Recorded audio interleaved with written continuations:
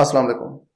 Today we have a very simple question on closure of a set. आज हमने ये prove करना है कि सेट का जो क्लोजर है वो एक क्लोज्ड सेट है। तो हमारे पास क्वेश्चन है prove that closure of a set is closed. तो इसको हम सॉल्व करते तो पहले हम लिखते हैं कि जो क्लोजर है ये हम किस तरह से इसको लिखते हैं। क्लोजर है A closure is equal to F1 intersection F2 intersection F3 up to so on intersection Fn। अब ये जो F लिखे हुए हैं F1 F3 up to so on Fn, ये क्लोज्ड सुपर सेट है सेट ए के। फिर इनके हमने जब इंटरसेक्शन लेते हैं इन सब का तो वो होता है सेट ए का क्लोजर। तो सेट ए का जो क्लोजर है वो बराबर है इन सारे क्लोज्ड सुपर सेट्स के इंटरसेक्शन के। तो हम आगे लिख देते हैं where F1 F2 up to so on Fn are closed super sets of A. ये सेट ए के क्लोज्ड सुपर सेट्स हैं। हमने लास्ट टाइम ये पढ़ा था कि जब आपने किसी सेट को क्लोज प्रूव करना है तो आप उसको क्लोज प्रूव करा दें या फिर उसके कंप्लीमेंट को ओपन प्रूव करा दें, एक ही बात है। तो इस क्वेश्चन के अंदर भी हम इस सेट ए क्लोजर का जो कंप्लीमेंट है उसको हम ओपन प्रूव करा देंगे, तो सेट ए का क्लोजर अपने आप क्लोज प्रूव हो जाएगा। तो हम इसका कंप्लीमेंट लेते हैं। तो जब इसका हम कंप्लीमेंट लेंगे तो हमें दोनों साइड्स पे कंप्लीमेंट लेना पड़ेगा। हम यहां पे लेते हैं एक क्लोजर का कंप्लीमेंट और दूसरी साइड पे ये जो इंटरसेक्शन लिखा हुआ है इन सब का, इनका भी हम कंप्लीमेंट ले लेते हैं।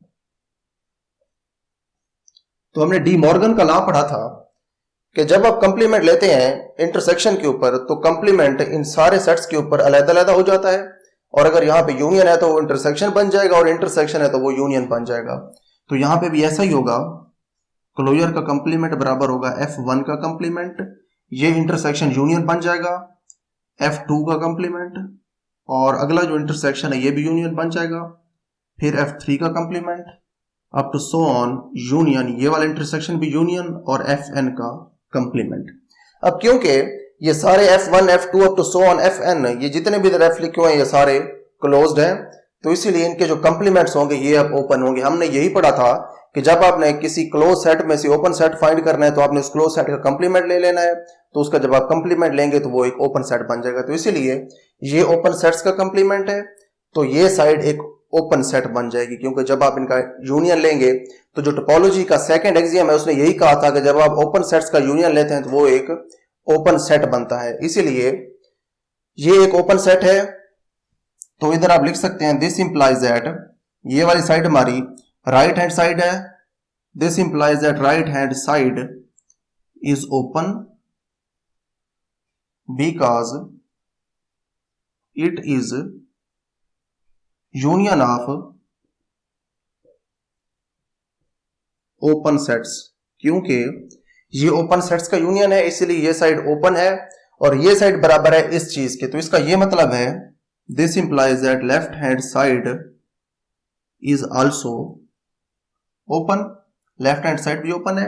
लेफ्ट हैंड साइड पे लिखा हुआ है ए के क्लोजर का कंप्लीमेंट, अब ये ए के क्लोजर का कंप्लीमेंट हो गया है ओपन, तो इधर से अब आप लिख सकते हैं this implies that A closure complement is open.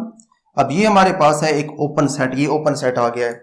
हमने जब ओपन सेट से क्लोज सेट फाइंड करना होता है तो हम उस ओपन सेट का सिंपली कंप्लीमेंट ले लेते हैं। तो इस ओपन सेट से अगर आपने क्लोज सेट फाइंड करना है तो इसी का आप कंप्लीमेंट लें। हम कंप्लीमेंट लेते हैं एक क्लोजर के कंप्लीमेंट का, इस ओपन सेट का हम दोबारा कंप्लीमेंट ले लेते हैं। जब इसका हम कंप्लीमेंट लेंगे तो बाहर वाले कंप्लीमेंट की वजह से जो अंदर वाला कंप्लीमेंट है ये खत्म हो जाएगा और हमारे पास आंसर में आ जाएगा एक closure.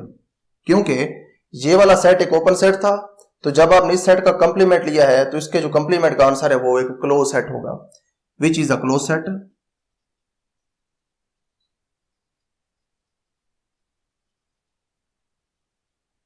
Which is a closed set. तो यही हमने प्रूव करना था कि जो एक क्लोजर है ये क्लोज सेट है, हमने प्रूव कर लिया। तो हम यहां पे अब लिख सकते हैं हेंस प्रूव्ड, हमारा थ्योरम प्रूव हो गया है।